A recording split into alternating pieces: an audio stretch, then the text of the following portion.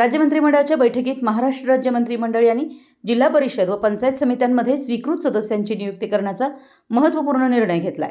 या पार्श्वभूमीवर नुकत्याच झालेल्या निवडणुकीत थोडक्यात निसटता पराभव झालेल्या दत्तवाड जिल्हा परिषद मतदारसंघातील काँग्रेसच्या उमेदवार राधा पाटील यांचे पती युवा नेते उदय पाटील अथवा आलास जिल्हा परिषद मतदारसंघाचे काँग्रेसचे उमेदवार आय पटेल यांना संधी देण्यात यावी अशी मागणी शिरोळ तालुक्यात जोर धरतीये।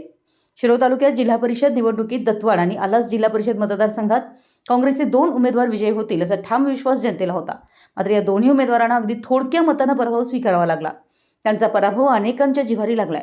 त्यामुळे ही उणीव भरून काढण्यासाठी काँग्रेस महाविकास आघाडीकडून दत्तवाडचे युवा नेते उदय पाटील किंवा आलास जिल्हा परिषदेचे काँग्रेसचे नेते आय पटेल यांना जिल्हा परिषदेच्या स्वीकृत सदस्यांची संधी देण्याची मागणी नागरिकांमधून होते।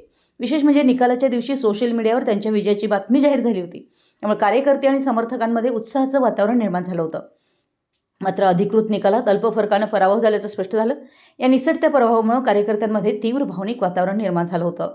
अनेक कार्यकर्त्यांनी 4 दिवस अन्न ग्रहण केलं नाही इतका त्यांचा जिव्हाळा आणि निष्ठा दिसून आली।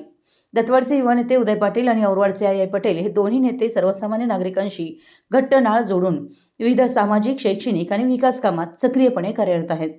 पक्षनिष्ठा, सातत्यपूर्ण जनसंपर्क आणि भारतीय राष्ट्रीय काँग्रेस पक्षाशी असलेली त्यांची एकनिष्ठ बांधिलकी लक्षात घेता त्यांना जिल्हा परिषद स्वीकृत सदस्य म्हणून संधी मिळावी अशी कार्यकर्ते व नागरिकांची भावना आहे। जनतेचा विश्वास, विकासाची तळमळ आणि पक्षनिष्ठेची परंपरा यामुळे उदय पाटील अथवा आय पटेल यांना स्वीकृत सदस्यपदाची संधी देणं म्हणजे कार्यकर्त्यांच्या मेहनतीला आणि जनभावनांना योग्य न्याय देणं ठरेल। पाटील आणि पटेल हे दोन्ही नेते आमदार सतेज पाटील व गणपतराव पाटील दादा यांच्या नेतृत्वाखाली कार्यरत असून त्यांच्या मार्गदर्शनाखाली त्यांनी सातत्याने जनहिताची कामं पुढे नेली आहेत। त्यामुळे काँग्रेस पक्ष शिरोळ तालुक्यात बळकट करण्यासाठी त्यांना स्वीकृत सदस्य करणं गरजेचं आहे अशी चर्चा तालुक्यात होतीये। मराठी एस न्यूजसाठी कुरुंदवाडहून संदीप अडसूळ।